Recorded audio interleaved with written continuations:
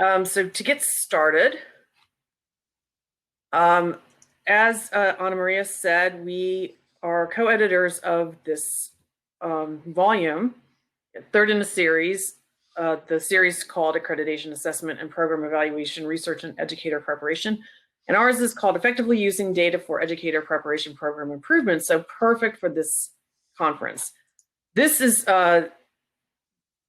taken from our call for proposals, which is that we pose these two questions. We said, if you have an answer to one of these two questions, and we want to hear from you, which is, what do you wish you knew when you became an assessment director, or what do you want a new assessment director to know? So if you've become an assessment director and learned lessons on the way, or if you've hired a new assessment director and wish that they knew something, then we want to hear from you. So that is the frame of our book. And what we're going to share with you today is things that we learned, because we got some fantastic entries.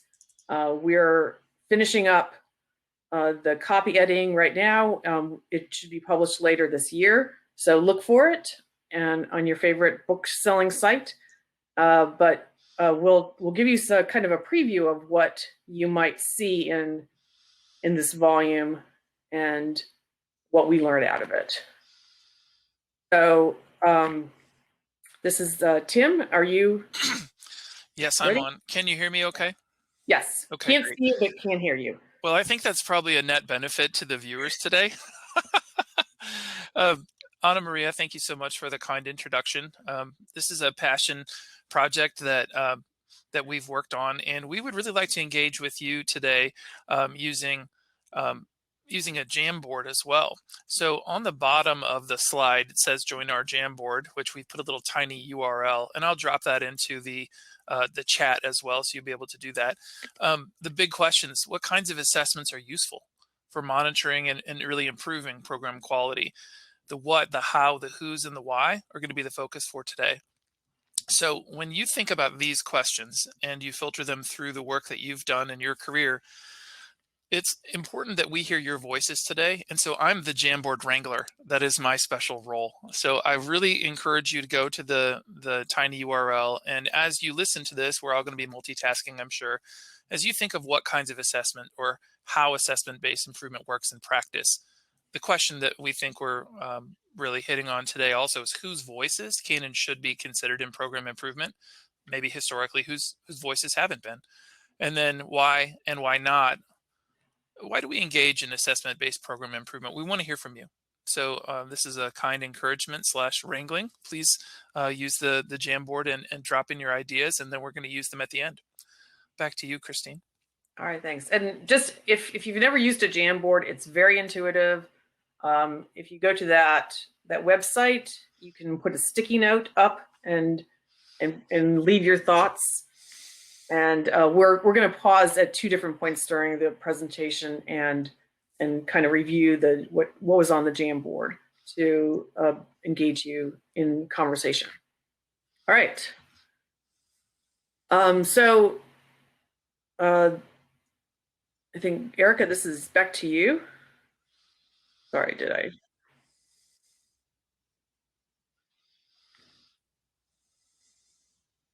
What kind of assessments? Yeah, so what kind of assessments are there? So we had learned some really interesting things. Susan Colby and Monica Lambert from Appalachian State University talked about program improvement, and they used a frame, and so a framework. And in that framework, they decided to focus and pulled out various student work from various and looked at that student work using the focus that they had established. It's a really nice idea. Leah Chamberlain and Amy Farley from University of Cincinnati conducted a research project, and their research project it was a survey of institutions across the state of Ohio. And this was interesting data where they found a lot of data was maybe required courses it was the least useful, but most often used. So that was an interesting to consider that they found. The next group we found was, let's see. Right. Oh, I think it's back to me. So those Sorry. are the two whats. What they. Yeah. So we had a series of hows. That's my turn. So how does assessment work in practice? It is iterative. Eldridge et al.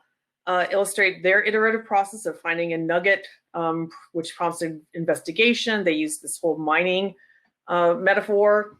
And then Anderson, McMahon, and Bush talked about closing the assessment loop of finding preliminary data and then digging into areas of concern. So I think that was a common theme. Campbell talked about using improvement science, which a lot of you are probably familiar with. Networked improvement communities, making the problem specific and user-centered, focus on variation. And Chamberlain, back to Chamberlain's article, talked about what it's important to understand what data can and cannot do. And we really liked this quote, and they quote Anderson in their quote, just referring to data as decision-making may be inherently problematic because it implies that the improvement challenge is to choose among a set of known solutions. So as if like we just need to run the data and then we'll know what to do, but that's not the way it actually works. Another how is applying servant leadership principles. So a lot of you are familiar with servant leadership, but Angela Wetzel describes how she applies servant leadership principles to assessment leadership, but through empowering, developing, providing direction, interacting with humility, and including trust. And then Murata talks about how her long experience as a teacher, how she brought those skills to her assessment work. So she saw it as an instantiation of her teaching skills. There's more how. This is our biggest section, by the way, the how.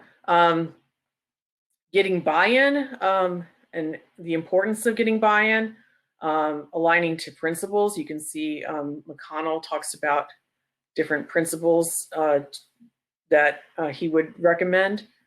And then we had a couple of chapters that gave us this kind of step-by-step. So there's the step-by-step in with examples of Kahn and her colleagues talked about assessment planning, assessment policies and procedures, data tools, and human resources. So those were kind of categories of steps. Van Overskel gave a series of steps for how he would, like what his lessons learned in going through the assessment and program improvement procedure or process. And then Bogan shares her experiences, her step-by-step, but in the context of a small college with limited resources and some of the creative ways that she used that. So we are now at our first Jamboard break. So back to Tim, the Jamboard Wrangler. Okay, my wrangling has been ineffective, Christine. We don't have a lot yet on the Jamboard, but we are, as always, assessment leaders are prepared for the inevitability of lack of data. One of the things that we've heard today, as I just quickly recap some of the nuggets that we've stolen, involve nuggets. When you tie into something important about assessment and then pull that string in and try to unravel it to have a deeper meaningful understanding for teacher education. Those are the kinds of stories that we enjoyed from the authors who wrote and submitted. We also heard Christine and Erica share that some of our learning from our authors involved closing the assessment loop, leading to an activity that we would do something to close the loop. Based on improvement science, trying to focus on the variation, elements of servant leadership, and then the step-by-step nature of the how.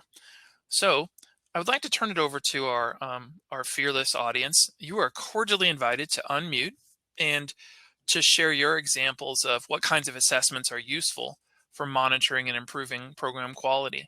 We'll start with that one. What have you found in your experience with assessment to be truly useful for monitoring and improving program quality?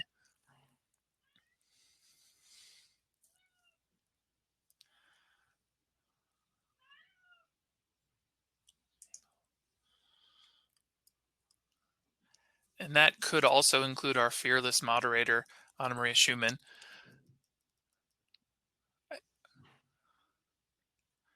Yeah, I know Anna Maria has ideas about this. Right.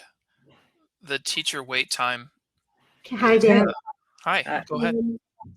Good morning, Tim. I would think that a summative assessment, like a good rubric for clinical practice, gives you quite a bit if it's a good rubric, and you have assessed with this rubric over time, and you can look at element by element of the rubric of how candidates have done over time. I found that that is a good way of improving program quality. For example, in one of our clinical evaluations, we found that working with English language learners across time was one of the most, the lower scored rubrics, and which many cooperating teachers or college supervisors avoided and try to say not observed. Well, for us, that was a very important part of our preparation. So if it was important, it had to be observed. So, so we had to find ways of having candidates have those experiences with English language learners. But we learned a lot from a well-developed student teaching rubric. Anna Maria, thank you so much. That was extremely insightful. You talked about having a good quality rubric and something that's valid and reliable, but also added in the longitudinal piece that it's useful over time to gauge comparative information about how candidates are faring. And you also brought in our school partners, which is an element that I think assessment leaders have to be relatively delicate and fearless in our work. That's one of the things that we've discussed. So thank you for that. While we have you, is there anything else that you would share about assessments that, in your experience, you found to be particularly useful to improve the program? That was a big emphasis point for this manuscript. Anything else you want to share? Are you me, Tim? Yes. Well, I can tell you the ones that don't work. Yes, please. Yeah. At the advanced level, I found some internships assessments that people have that are not very helpful to improve programs. And some of the programs, for some reason, people evaluate separate tasks. And that may be good for that particular task, but it doesn't necessarily help you improve the program as a whole. I don't know if that's helpful. Oh, it's very helpful. I concur with that assessment about the struggles that we all have at our institutions to really have good quality data that yields useful information for program improvement at the advanced level in particular, especially as we've seen many programs decrease in time duration and credit hours. There's limited amount of time that we can see growth over time, and that's a little bit different than a traditional undergraduate program, which may last for several years. So we see more opportunity for improvement over time. I thank you so much for your comments. I'm going to turn it back over to our colleagues, Christine and Erica. Do you want to weigh in on either of these two, or these two questions that you see at this time? I want to say Mary McGriff talked from, I think, are you from New Jersey State University, Mary? Anyway, she mentioned in the chat how important PK-12 that she has the teachers and administrators review their, which is more than the data, right? I mean, that's really providing some in-depth feedback from them. And they said they find that, oh, well, this is interesting. Faculties are more reflective when they include their, so I guess if you want to include your P12 partners, that's pretty, I love that, Mary. That's quite a valuable information to get there. Thank you. Claudine is noting that expert panel. Can I move the slide? So the next. Oh, Claudia, I just wanted to acknowledge Claudine's note about expert panels, which I think is also good. So I guess we are going to the next. So that back to Erica. You see the slide? Okay, so topic is about whose voices. So whose voices and should be considered in program improvement. One thing about educator preparation is we have a plethora of voices. People have an impact on the PK-12 preparation of teachers and principals and support staff. So our authors ended up focusing on that you suggest. So for example, as Mary suggested, cooperating teachers was a topic that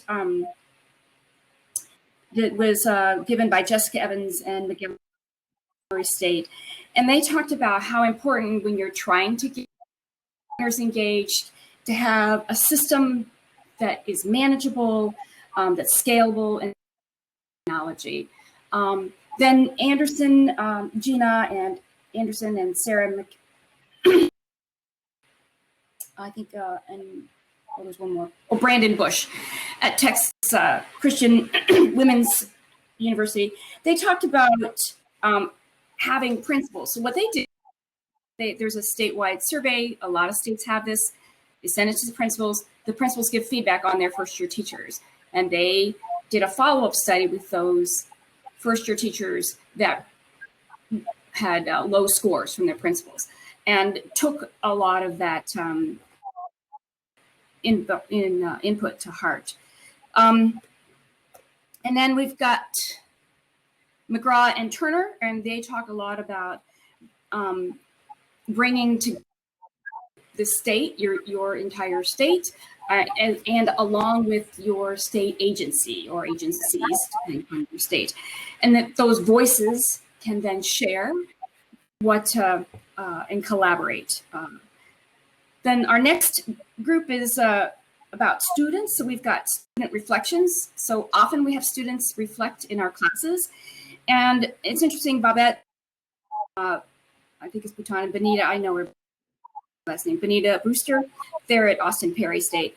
They utilized those various reflections to look through another lens and say, is the program positively impacting our students?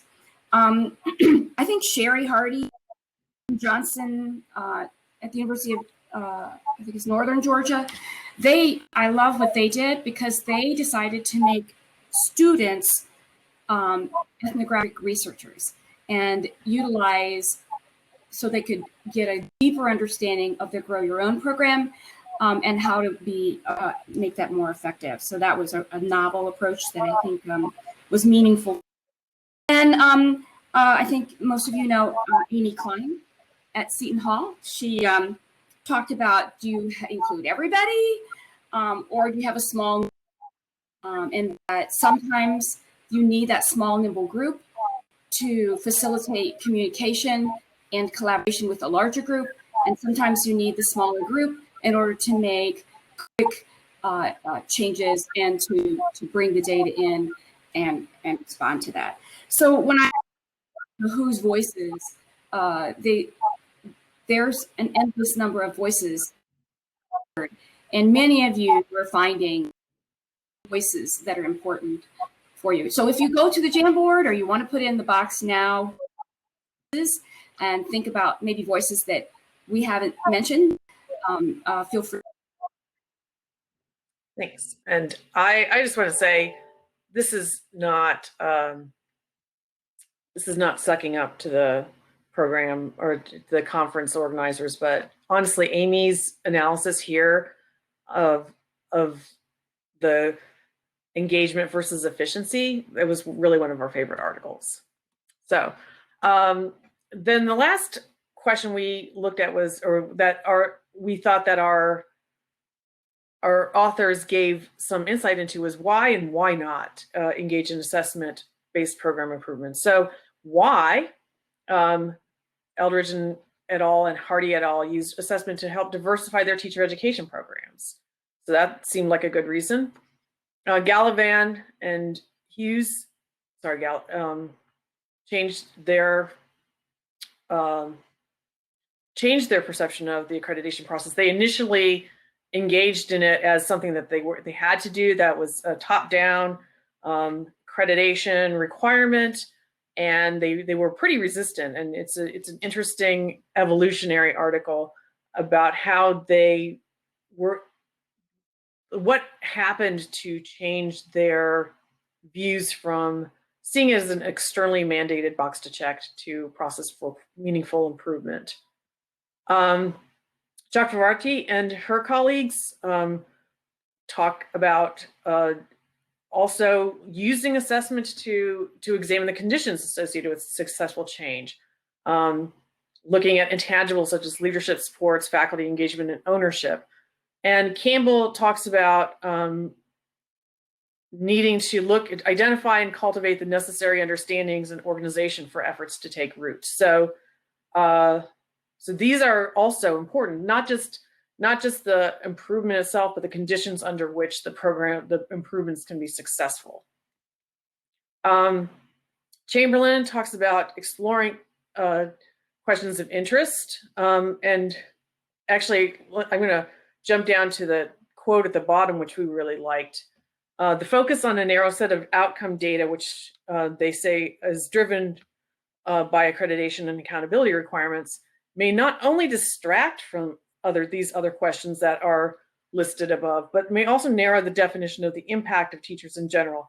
They are advocating that, excuse me, that we think about using assessment to explore what does completer impact mean? It doesn't necessarily just mean value added scores on standardized tests. How else do you want your completers to be impacting? Do you want them to have an impact on the social emotional health of their students? Do you want them to be change makers, to advocate for social justice, for example? So these are other ways that your program might prepare them to make an impact. And they're encouraging us to think about using assessment to explore those models. Looking at the opportunity gaps in our educational system. So not just is an acceptable number passing, but who's passing and who's not passing, for example, and also to prepare students for increasing technology demands. So back to our Jamboard. All right, folks, it's Tim again. Thank you for participating today. I'm going to do a little bit more summary from some of the things that we've heard today and read from you in the chat. Really insightful. The more we involve our pre-K through 12 partners and not just hearing the results of our data, but actually improving the assessments used and getting their feedback, tying that in with the school systems and educator prep institutions, do a much better job of being real partners for a mutually co-beneficial partnership. Assessment is a fundamental bridge then. I really appreciated the comment about face validity and bringing in expert panels, which is another way of continually improving the program by hearing from voices outside of our spheres. And one of the things we've learned in this journey with listening to brilliant authors, there are some significant tensions for an assessment director. And I use that word on purpose. An assessment director, as maybe as distinct from an assessment leader, must wrestle with the tensions between compliance with state and national accreditation demands versus using the data in a way that will yield really good conversations that could yield improvements. And those tensions are challenging. One example is completer impact. We've been required from accreditation groups to get good completer impact data, but in states where that simply is not available, we've had to use our creativity as assessment leaders, and our authors wrote about that. And on the Jamboard, somebody added in, I think this is a good point, I'm going to read that one.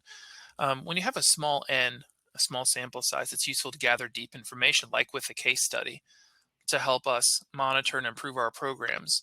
So if we can't hit aspirational standards, we can still do what we know to be best practice to gather information, and particularly for small N's or for institutions that maybe are smaller and less well-resourced than some of the larger institutions.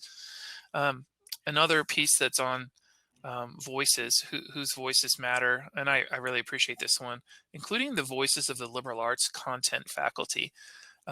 Also something that we can't just look away from.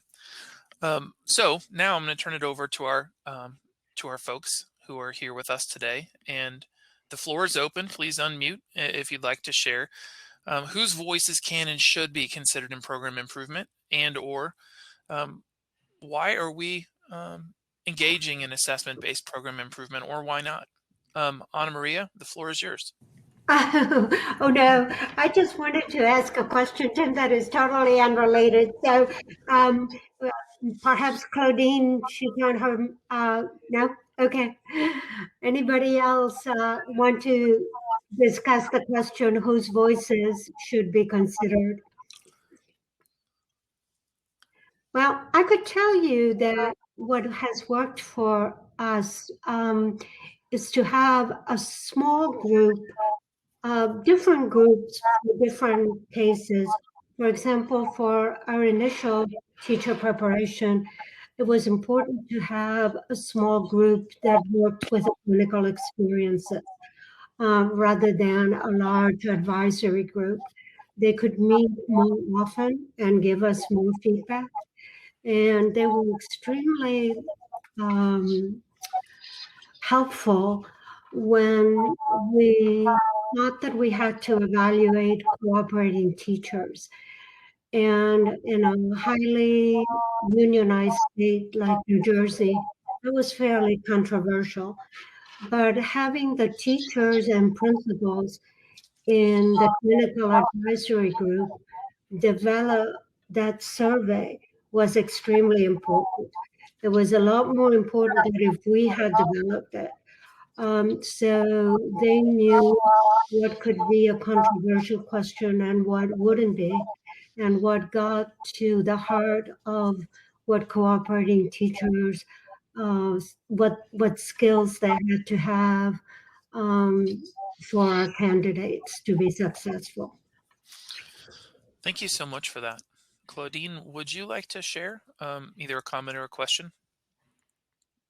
I just wanted to elaborate some more about the arts faculty. We had on our CAPE visit a team who asked very specifically, so how are you doing exactly that? Since we don't prepare the content, we're a very small program embedded within a liberal arts institution.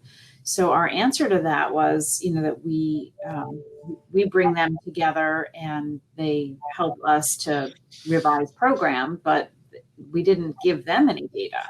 So our stipulation is that, or actually it wasn't a stipulation, it was an AFI. Our AFI is that from now on, we'll document where we share the Praxis 2 results with the faculty members so they can actually see what the teaching of their content translates into in their majors, their student majors performance on our standardized tests, the Praxis 2 licensure exams.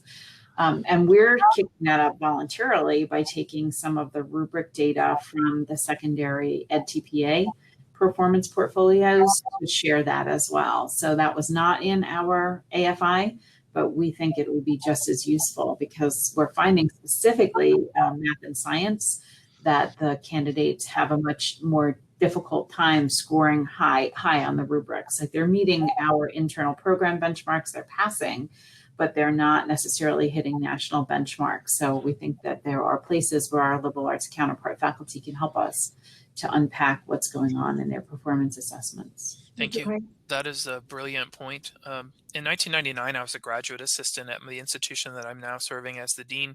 And one of the first things I recognized is that the data analysis that I was providing was not used consistently across the unit. Some folks would not be that interested in Praxis 2 scores.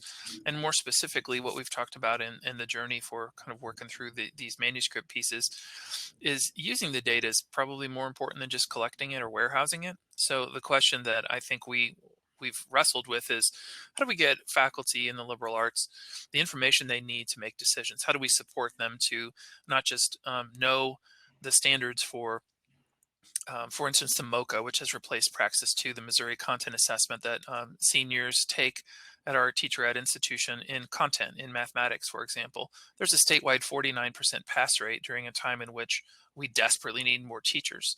So what an assessment leader, as distinct from an assessment director, can do is put people in safe spaces to look at the data in a non-threatening way and provide resources so that if the faculty wanted to, for example, dive in a little deeper and take an exam, they might know more about what was on the exam, if that's something that they would, because we'd like to see them use the information to yield improvements that help our students have a better chance to be successful and show their knowledge. So it's interesting you mentioned EdTPA. Some of our authors also talked about performance assessments, and they can be useful. And then we've also heard from some of the authors talking about what's not particularly important is state mandates that no one reads, which I call shelf art. You know, you have to do it, you're compliant, you stick it on a binder and then it goes in there. Example federally, do we use Title II well, or do we just compile it and send it off? So are we motivated by a $27,500 fine for noncompliance or improving the program? I think one distinction for an assessment leader is she or he has to look at how to gather meaningful information and help people come to the river to drink in the pool of data. That's quite the metaphor from the Jamboard Wrangler. We're very cowboy themed today, I think. Yeehaw! So we had one last slide. What have we learned? We've learned a lot, and this doesn't begin to tell you how much. It's been a fun project. I don't know if anybody has done this kind of editorship before, but I saw somewhere on Twitter that the academic equivalent to hey friends, let's form a band and go on tour is, hey friends, let's get together and edit a volume, which is in fact as much fun as probably forming a band would have been. But anyway, we learned a lot, but we had three big lessons, and then we are interested in wanting to learn what you hear, or what you learned, what you have learned through the course of your experience. But one of ours is that assessment leadership requires courage and bold action, that data does not provide answers, only context, and the conversation matters. I think that's a big one. And that there's a significant difference between data-based and data-informed leadership, which is kind of along the same lines, but a little bit different flavor. And I'm gonna get out of, I think I can get out of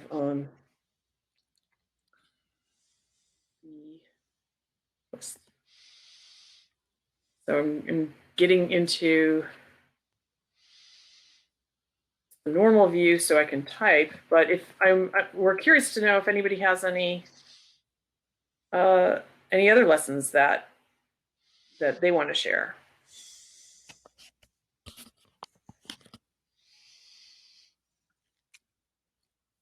And anyone who's not currently off or on camera, please feel free to join by camera or microphone.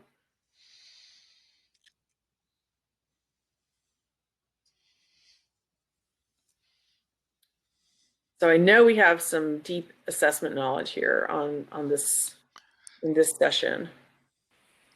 I'm curious about what. Yes, on the chat board, we've got Claudine Keenan saying, grateful to Oh. colleagues who review and synthesize this work. So it's been really humbling, Claudine. There's no one, people don't go into assessment. The people who tend to become assessment leaders are really interested in making other people great and helping others. And so to be on so many people that do that, it's a humbling. Of course, Christine and Tim, which are amazing by any standard, but the same at your institution, your dean. So data is a big part of your life as well, I think. So. Thanks for your comment.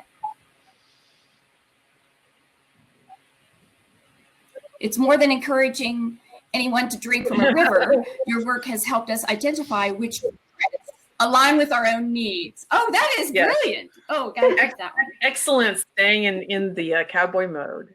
Could I ask you a general question? I don't know if you looked at this, but if you were to identify the most important skills for an assessment leader, for those who are looking perhaps to find an assessment coordinator or accreditation coordinator, what skills would you be looking for? Curiosity. Curiosity, great. Number one, and some humility, I think. Say that again, Christine. Humility. Humility and curiosity, excellent. I would say collaborative nature. The The assessment leader has to move beyond her or his office into the places where conversations take place. Great. And I would say it has to be somebody who loves the nitty gritty. Get absorbed by digging into what's happening, and then the last who how can I say this? I don't know how to say it. Who doesn't mind doing things that they don't really believe in, and so. As Tim mentioned, there's a lot of things an assessment leader has to do for reporting and for state purposes that we all may know aren't helpful, but someone has to do that work. And so you need someone that's without, with a humble heart, with an open heart, and a positive outlook. I would say a difference between an assessment director and assessment leader, though, is that an assessment director might assemble the right data to comply with Title II or CAPE or AQIP or their state. An assessment leader is the one who figures out how to make that data the most useful to their faculty. That's great, Christine. I am more cowboy imagery in the chat. Lassos and spurs are important for College of Education assessment leaders. Yes. Advocacy skills, absolutely. And as we saw, at least one of our articles goes into really scaling up the assessment efforts to a statewide level and joining with statewide partners. So I think that's really important too. Tim also has a whole story about that, but I see that we're at the end of our time, and we have really enjoyed this conversation. I do have a last slide that gives our contact information again and asks you to please feel free to continue the conversation with us in whatever way you like. And thank you, Ana Maria. Thank you, Christine. Thank you, Erica. Thank you, Tim. It was wonderful seeing you.